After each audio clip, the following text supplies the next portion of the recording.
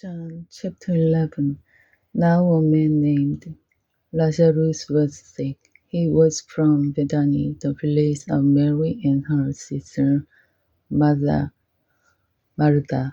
This Mary, whose brother Lazarus now lay sick, was the same one who poured perfume on the Lord and wiped his feet with her hair.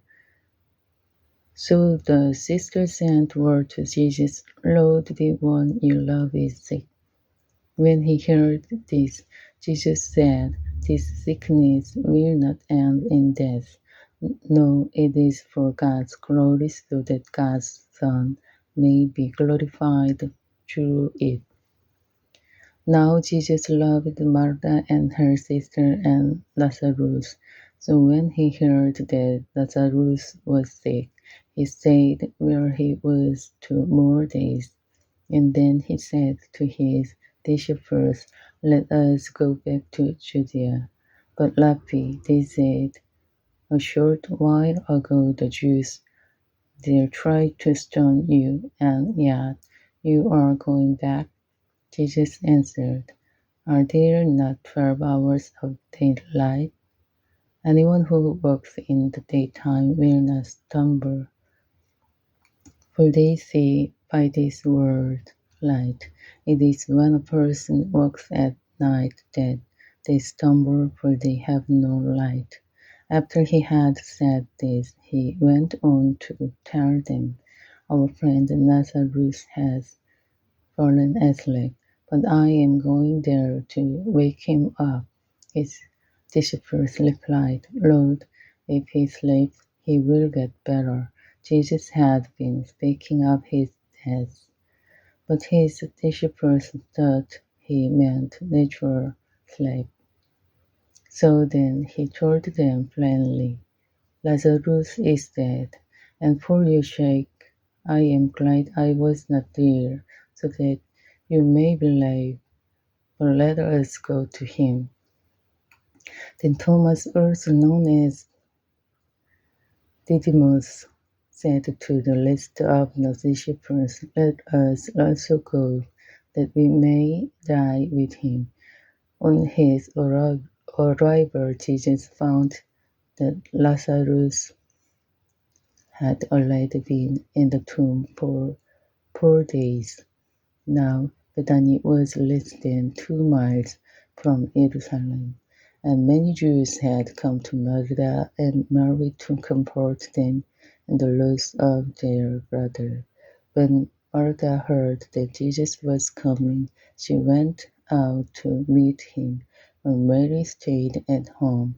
Lord, Martha said to Jesus, if you had been here, my brother would not have died. But I know that even now God will give you whatever you ask. Jesus said to her, Your brother will rise again. Martha answered, I know he will rise again in the resurrection at the last day.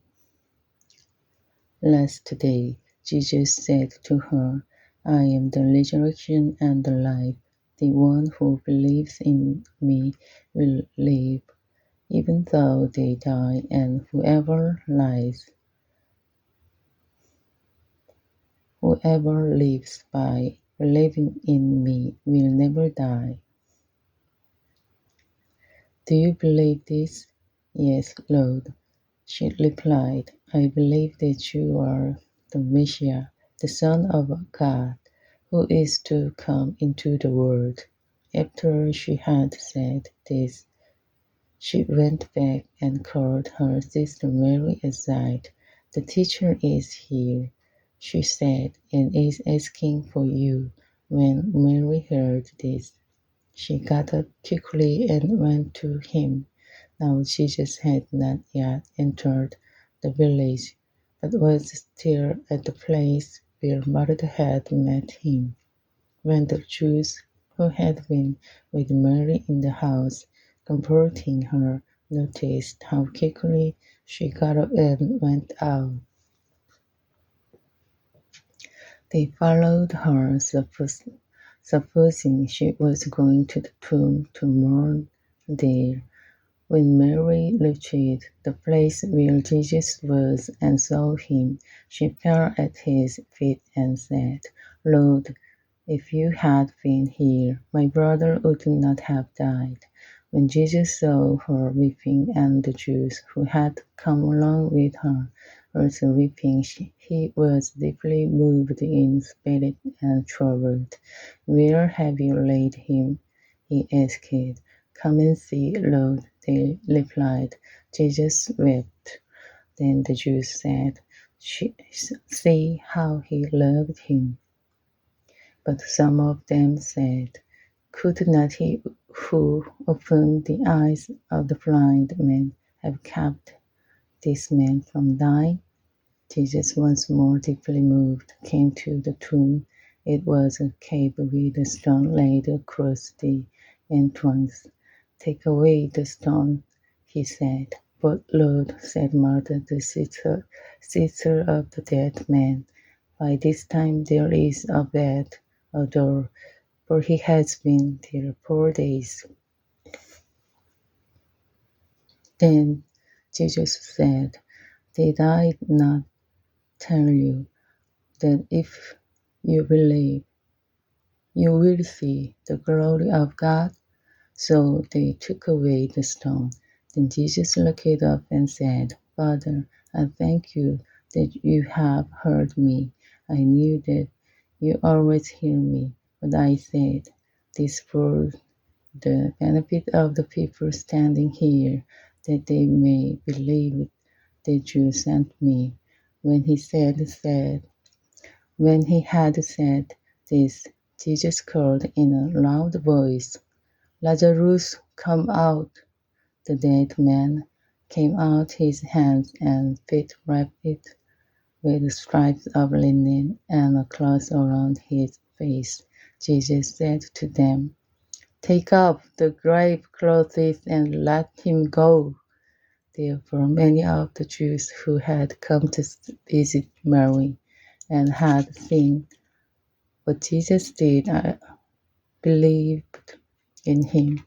But some of them went to the Pharisees and told them what Jesus had done. Then the chief priests and the Pharisees called a meeting of the Sanhedrin. What are we accomplishing? They asked. Here is this man performing many signs. If we let him go on like this, everyone will believe in him, and then the Romans will come and take away both our temple and our nation. Then one of them, named Caiaphas, who was high priest that year, spoke up. You know nothing at all. You do not realize that it is better for you that one man die for the people than that the whole nation perish. He did not say this on his own, but as high priest that year he prophesied that Jesus would die for the Jewish nation, and not only for that nation, but also for the scattered children of God, to bring them together and make them one. So from that day on, they plotted to take his life. Therefore, Jesus no longer moved about publicly among the people of Judea. Instead, he withdrew to a region near the wilderness to a village called Ephraim, where he stayed with his disciples. When it was almost time for the Jewish Passover, many went up from the country to Jerusalem for their ceremonial cleansing before the Passover. They kept looking for Jesus, and as they stood in the temple court, they asked one another, What do you think? Isn't he coming to the festival at all? But the chief priests and the Pharisees had given orders that anyone who found out where Jesus was should report it, so that they might arrest him. Amen.